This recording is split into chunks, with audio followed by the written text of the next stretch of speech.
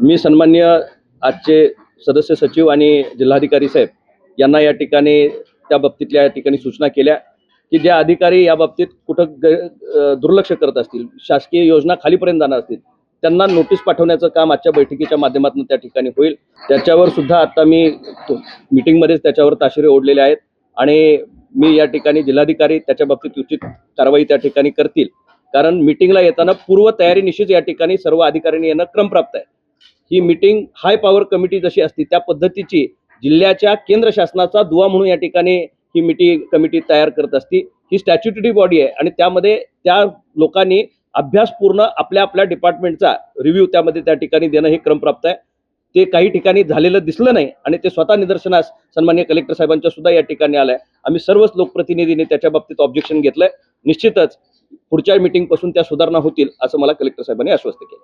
आपला जो कोल्हापूर जिल्हा आहे तो महानगरला येण्यासाठी आगामी काळामध्ये काय काय नवीन उपक्रम राबवण्यात येणार आहेत? सर्वच डिपार्टमेंटचे वेगवेगळे उपक्रम असतात, त्याला आम्ही लोकप्रतिनिधी म्हणून ड्रायव्हिंग सीटमध्ये आहोत आणि ते जास्तीत जास्त लोकांच्यापर्यंत पोहोचतील याच्यासाठी विविध स्थानिक पातळीवर कॅम्प्स घेणं असेल, त्या निमित्तानं लोकांच्यापर्यंत प्रसार प्रसिद्धीच्या माध्यमातून केंद्र आणि राज्य शासनाच्या योजना पोहोचतील, जेणेकरून अधिकचे लाभार्थी ह्या सगळ्यामध्ये या ठिकाणी कसे होतील, जे अर्ज करायचे असतील त्याची सुलभता कशा पद्धतीने होईल, ऑनलाईन वेगवेगळ्या पद्धतीच्या गोष्टी करता येतील, जेणेकरून जे घर बसल्या शासकीय योजनांचा लाभ आपल्याला कशा पद्धतीने घेता येईल याच्याही बाबतीतली साधक बाधक चर्चा आज बैठकीमध्ये त्या ठिकाणी झाली।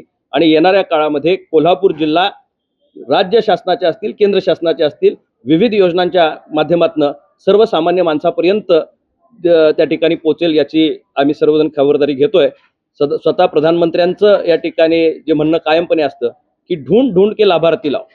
ज्या ज्या योजनेमध्ये या ठिकाणी वेगवेगळ्या गोष्टीचे लाभार्थी असतील ते लाभार्थी केंद्र आणि राज्य शासनाच्या योजनेमध्ये पात्र असताना एकही वंचित राहता कामा नये याची खबरदारी घेण्यासाठी जो मूळ मंत्र प्रधानमंत्र्यांनी दिलाय तोच राज्याचे दोन्ही उपमुख्यमंत्री आणि आदरणीय मुख्यमंत्री हेही पाळतायत, तेही रिव्ह्यू या निमित्ताने या ठिकाणी घेत आहेत।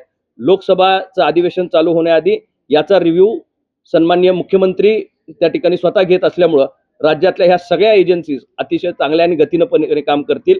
अधिवेशन पूर्व आम्ही सुद्धा याचा आढावा घेतलाय आणि याचा फायदा आम्ही उद्या अधिवेशनात जे प्रश्न मांडणार आहोत कोल्हापूर जिल्ह्याच्या अनुषंगानं, यामध्ये मला असेल, आदरणीय महाडिक साहेबांना, आदरणीय महाराजांना, या सगळ्या पार्श्वभूमीचा जो रेकॉर्ड आज आम्ही हातामध्ये आलाय त्याचा फायदा आम्हाला अधिकचा निधी जिल्ह्याला मिळवून देण्यामध्ये निश्चितपणे होईल। आज दिशा समितीची महत्त्वपूर्ण बैठक आदरणीय धनंजयजी महाडिक साहेब, आदरणीय शाहूजी महाराज साहेब, आमचे सन्मान्य जिल्हाधिकारी, सर्व विभागांचे प्रमुख यांच्या समवेत आणि सर्व लोकप्रतिनिधी आणि संबंधित निमंत्रित सदस्य यांच्या बरोबरीने या ठिकाणी पार पडली।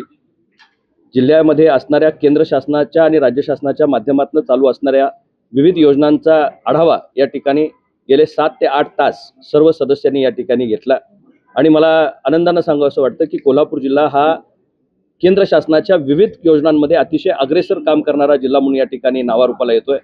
राज्यातले काही प्रमुख जिल्हे आहेत त्यामध्ये या ठिकाणी कोल्हापूर जिल्ह्याचा उल्लेख वेगवेगळ्या या ठिकाणी योजनांच्या मध्ये करण्यात येतोय।